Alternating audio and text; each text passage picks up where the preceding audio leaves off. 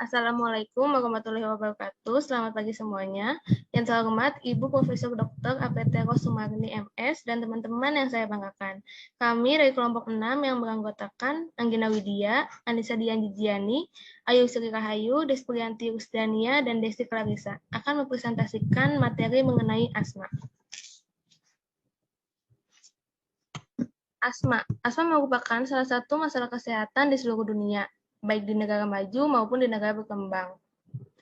Asma dapat diderita oleh semua kalangan usia, dari usia anak-anak sampai usia dewasa. Penyakit asma awalnya merupakan penyakit genetik yang diturunkan dari orang tua kepada anaknya. Namun, akhir-akhir ini genetik bukan merupakan penyebab utama penyakit asma. Polusi udara dan kurangnya kebersihan lingkungan di kota-kota besar merupakan faktor dominan dalam peningkatan serangan asma. Data dari Global Burden Disease atau GBD pada tahun 2012 terdapat 334 juta orang yang terkena penyakit asma. Angka ini akan terus meningkat setiap tahunnya dan diprediksi akan menyentuh angka 400 juta pada tahun 2025.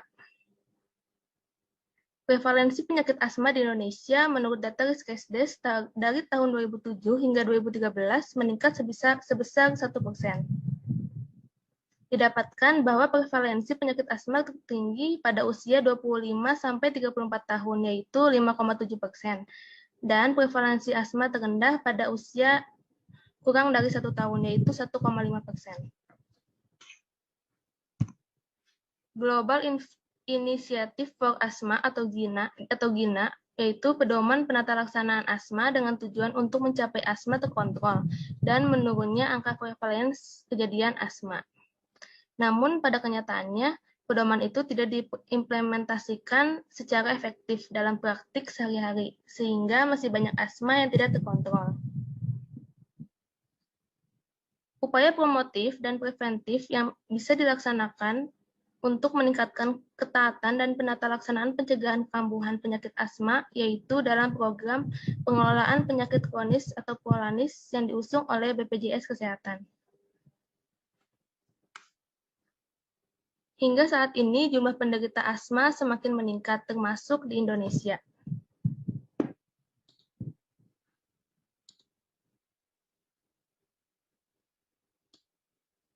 Asma dapat menyerang anak-anak hingga orang dewasa. Gejala asma akan berlangsung selama 2-3 hari atau bahkan lebih.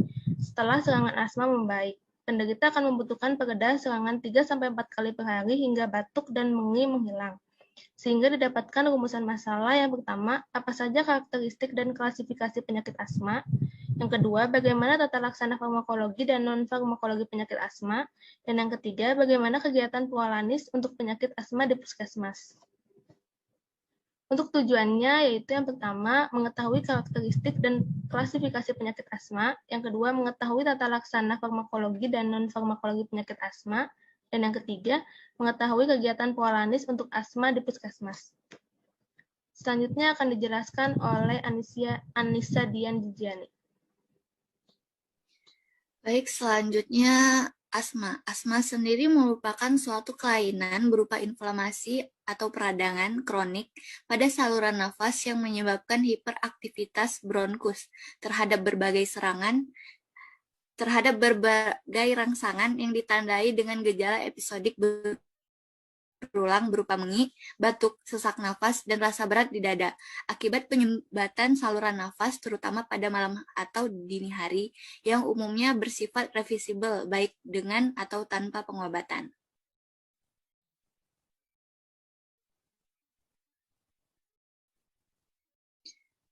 Etiologi. Pencetus serangan asma dapat disebabkan oleh sejumlah faktor antara lain yang pertama berupa virus, selanjutnya ada alergen, dan iritan yang dapat menginduksi respon inflamasi akut yang terdiri atas reaksi asma dini atau early asthma reaction, dan reaksi asma lambat atau late asthma reaction. Terdapat 3 faktor pemicu kekambuhan. Yang pertama, faktor pemicu. Faktor pemicu berupa alergen berasal dari dalam ruangan seperti tungau, debu, binatang, atau yang lainnya. Yang kedua ada faktor pemacu. Faktor pemacu berupa virus, ozon, dan pemakaian beta-2 agonis. Yang ketiga ada faktor pencetus. Faktor pencetus berupa semua faktor pemicu juga pemacu, ditambah dengan aktivitas fisik seperti udara dingin, histamin, dan metakolin.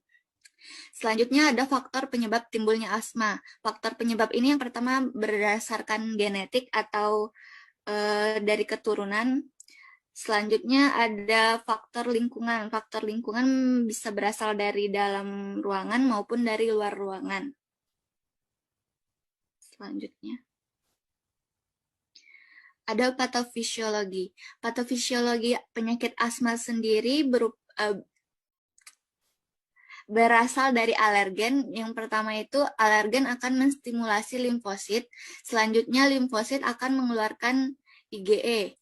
IgE akan menempel pada sel mas sehingga sel mas akan menstimulasi keluarnya histamin.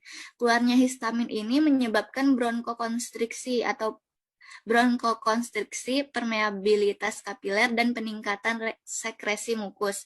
Dari bronkokonstriksi ini akan menyebabkan serangan asma atau hiperaktivitas bronkus. Selain itu, alergen juga mengaktifkan sel mas, intralumen, makrofag, nervus vagus, dan epitel saluran pernafasan. Manifestasi penyakit asma sendiri yang pertama itu gejala ringan berupa sesak nafas dan batuk mengi. Selanjutnya ada gejala berat. Yang pertama sianosis atau kulit membiru karena kurangnya oksigen. Yang kedua batuk yang hebat sehingga kesulitan tidur baik di malam hari, terutama di malam hari. Dan yang ketiga suplai oksigen yang berkurang sehingga hal ini dapat menyebabkan kematian pada penderita asma. Selanjutnya akan dilanjutkan oleh Ayu Sri Rahayu. Selanjutnya ada karakteristik asma, di mana karakteristik untuk yang karakteristik itu ada yang terkontrol, asma terkontrol sebagian, dan asma tidak terkontrol. Untuk karakteristik gejala hariannya, untuk asma terkontrol yaitu tidak ada atau 2 kali atau kurang dalam per minggu. Untuk yang asma terkontrol sebagian lebih dari 2 kali seminggu, dan asma tidak terkontrol 3 atau lebih gejala dalam kategori asma terkontrol sebagian muncul sewaktu-waktu dalam seminggu. Yang selanjutnya ada pembatasan aktivitas. Asma terkontrol tidak ada. Untuk asma terkontrol sebagian sewaktu-waktu dalam seminggu. Untuk gejala nokturalnya, asma terkontrol tidak ada. Untuk asma terkontrol sebagian sewaktu-waktu dalam seminggu. Untuk kebutuhan akan reliever atau rescue, untuk asma terkontrol tidak ada 2 kali atau kurang dalam per minggu. Untuk asma terkontrol sebagian lebih dari 2 kali seminggu, di mana fungsi paru atau PEF untuk asma terkontrol itu normal. Kalau untuk asma terkontrol sebagian kurang dari 80%. Perkiraan atau dari kondisi terbaik bila diukur. Untuk eksaserbasi, asma terkontrol tidak ada. Kalau asma terkontrol sebagian, sekali atau lebih dalam setahun, dan asma tidak terkontrol sekali dalam seminggu. Untuk diagnosis penyakit asma, yang pertama ada anamnesis, di mana anamnesis ini melakukan wawancara mengenai gejala yang dialami pasien. Yang selanjutnya ada pemeriksaan fisik, di mana ada inspeksi. Secara umum, pasien yang sedang mengalami serangan asma itu dapat ditemukan hal-hal, yaitu infeksi. Biasanya pasien itu terlihat gelisah, sesak, dan sianosis. Yang kedua yaitu palpitasi, biasanya tidak ditemukan kelainan. Pada serangan berat dapat terjadi pulsus paradoxus. Yang ketiga, pemeriksaan fisik yaitu perkusi, di mana biasanya tidak ditemukan kelainan. Dan pemeriksaan fisik yang keempat, auskultasi, di mana ekspirasinya itu memanjang, mengi, suara lendir. Dan yang selanjutnya ada pemeriksaan penunjang, yaitu ada pemeriksaan fungsi paru, pemeriksaan arus puncak ekspirasi, uji reversibilitas, uji provokasi bronkus, uji alergi, dan fototoraks.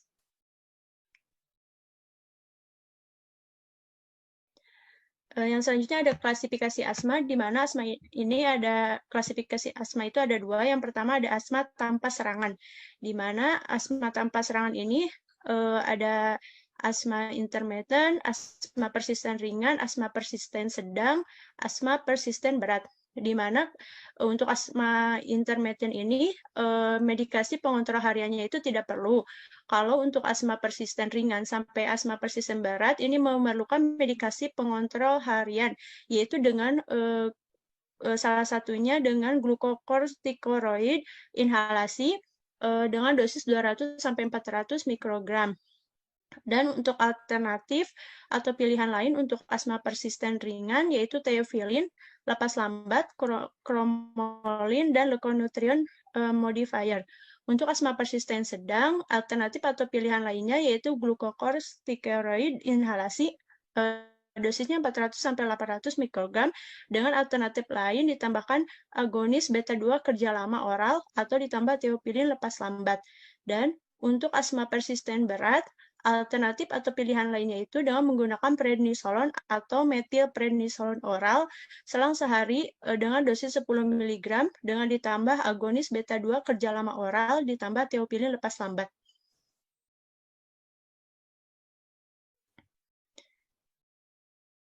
Yang selanjutnya ada asma saat serangan, di mana asma saat serangan ini ada asma episodik jarang, asma episodik sering, dan asma persisten. Di mana ketiganya ini dapat dibedakan dari parameter klinis, kebutuhan obat, dan faal paru asma. Di mana parameter klinis, kebutuhan obat, dan faal paru asma ini ada 9 diantaranya ada frekuensi serangan, lama serangan, intensitas serangan, di antara serangan, tidur, dan aktivitas. Kemudian ada pemeriksaan fisik di luar serangan, obat pengendali, uji faal paru, dan variabilitas faal paru. Di mana untuk contohnya frekuensi serangan, asma episodik jarang itu kurang dari 1 kali per bulan. Kalau asma episodik sering itu lebih dari 1 kali per bulan, dan untuk asma persisten yaitu sering. Yang selanjutnya akan dibacakan oleh Desprianti. Baik, berikut ini adalah penata laksanaan dari penyakit asma itu. Jadi tujuan dari penata laksanaan asma yang pertama untuk menghilangkan dan mengendalikan gejala asma. Yang kedua, mencegah ekserbasi akut. 3, meningkatkan dan mempertahankan faal paru seoptimal mungkin. Kemudian mengupayakan aktivitas normal termasuk exercise, menghindari efek samping obat, mencegah terjadinya keterbatasan aliran udara, mencegah kematian karena asma, dan khusus anak untuk mempertahankan tumbuh kembang anak sesuai dengan potensi genetiknya. Nah, di dalam penata laksanaannya ada komponen-komponen seperti KIE dan hubungan dokter dengan pasien, identifikasi dan menurunkan pajanan terhadap faktor resiko, kemudian ada penilaian, pengobatan, dan monitor asma, penata laksanaan asma, eksaserbasi akut, kemudian keadaan khusus seperti ibu hamil, hipertensi, DM, dan lain-lain. Nah, dalam penata laksanaan asma ini ada prinsipnya, yaitu pada serangan ringan dan pada serangan sedang. Pada serangan ringan menggunakan B2 agonis kerja cepat, dan untuk dewasa biasanya menggunakan kombinasi dengan theophylline, aminofilin oral, atau golongan santin. Yang kedua, pada serangan sedang menggunakan B2 agonis kerja cepat dan kortikosteroid oral.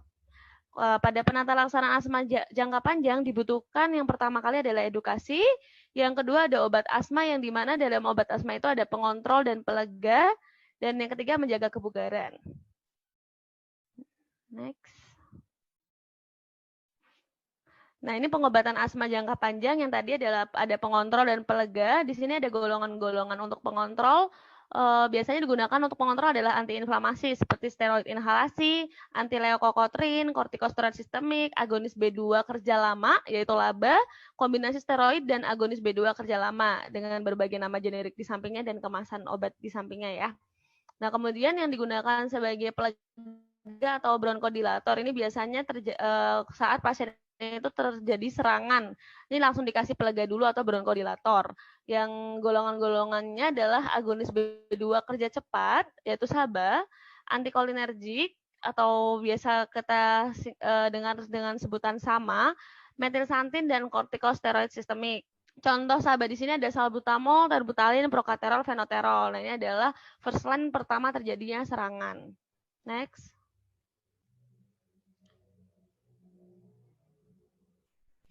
Nah, perbedaan dari SABA dan LABA itu sendiri, SABA itu bekerja cepat dengan onset of action-nya 5 menit dan durasi of action-nya 3-6 jam dalam bentuk inhalasi atau untuk serangan akutnya langsung mengaktifasi saraf parasimpatis. Jadi langsung saraf parasimpatis lalu terjadilah vasodilatasi. Nah, kemudian ada absorpsi di saluran cerna, metabolisme first pass efeknya ekskresi melalui urin untuk bentuk oral. Dalam bentuk inhalasi, 10-20% dari dosis akan mencapai saluran nafas bagian bawah. Dan sisanya tertelan dan diabsorpsi usus halus, lalu akan dimetabolisme lintas pertama di hati dan diekskresikan melalui urin. Di sini terlihat jelas perbedaannya di laba onset of action-nya 15-30 menit. Kalau yang tadi SABA 5 menit aja, yang ini 15-30 menit. Jadi terlihat perbedaannya lebih lama. Dan duration of action-nya sekitar 12 jam dalam bentuk inhalasi juga. Nah, onset bronkodilatasinya lambat. Jadi kalau tadi kan langsung vasodilatasi, nah ini dia lambat. Nah, oleh karena itu salmeterol tidak boleh digunakan untuk mengobati serangan akut bronkospasma. Jadi pada serangan asma akut tidak boleh digunakan salmeterol, tapi langsung digunakanlah salbutamol atau obat-obat yang golongan yang masuk ke dalam SABA. Nah, kemudian terikat pada protein 96% di metabolisme di hati dan diekskresikan melalui feses dan urin. Di sini yang terikat pada protein terlihat lebih banyak persentasenya. Next. Nah, di sini ada terapi farmakologi. Jadi selain edukasi dan obat-obatan, diperlukan juga kebugaran antara lain dengan melakukan senam asma. Jadi untuk asma sendiri ada senam khususnya ya dari pemerintah. Pada dewasa dengan senam asma Indonesia yang teratur dan asma terkontrol agar tetap terjaga. Sedangkan pada anak dapat menggunakan olahraga lain yang menunjang kebugaran.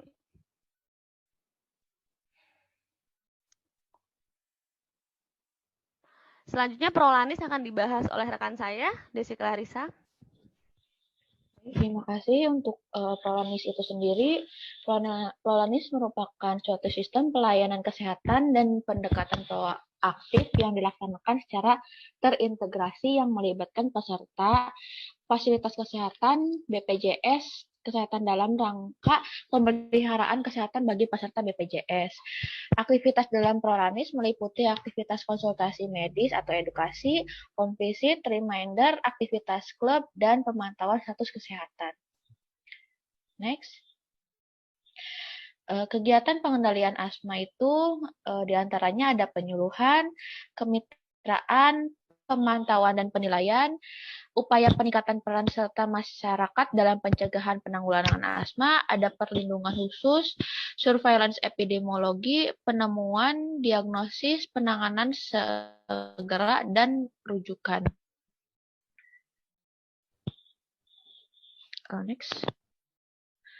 Kegiatan pokok di puskesmas itu diantaranya ada melaksanakan surveilan kasus termasuk kematian, penyakit kronik, dan degeneratif lainnya, membangun, menetapkan jejaring kerja, dan melakukan koordinasi secara berjenjang dan berkesinambungan, memfasilitasi pertemuan lintas program atau lintas sektor, melaksanakan penemuan dan tata laksana khusus terkait penyakit kronik dan degeneratif lainnya, melaksanakan KIE melalui berbagai metode dan media penyuluhan, membina partisipasi masyarakat dalam pencegahan dan penanggulangan penyakit kronik dan degeneratif lainnya, memfasilitasi kemandirian masyarakat dalam pengendalian penyakit kronik dan degeneratif lainnya, dan serta mengirim laporan hasil program secara rutin ke kabupaten atau kota.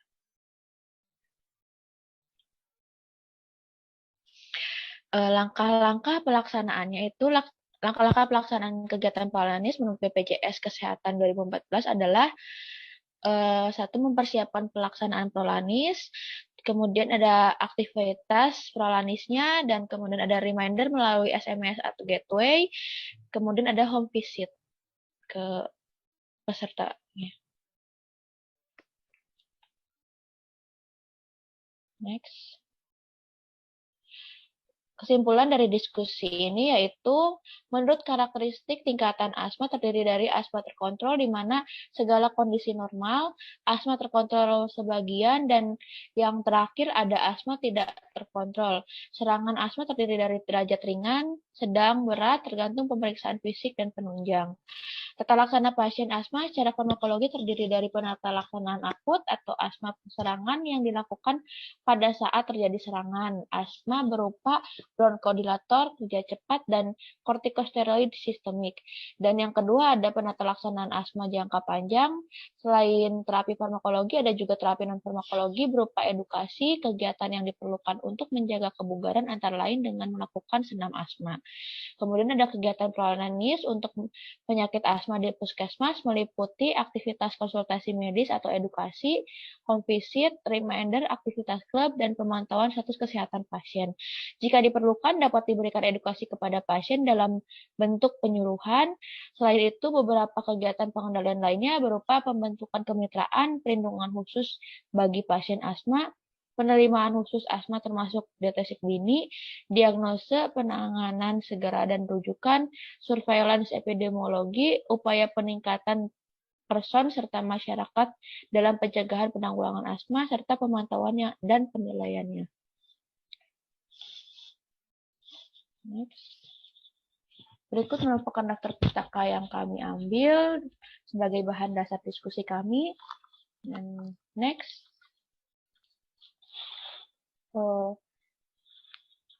Sekian presentasi dari kami. Diskusi kali ini kami akhiri. Terima kasih. Wassalamualaikum warahmatullahi wabarakatuh.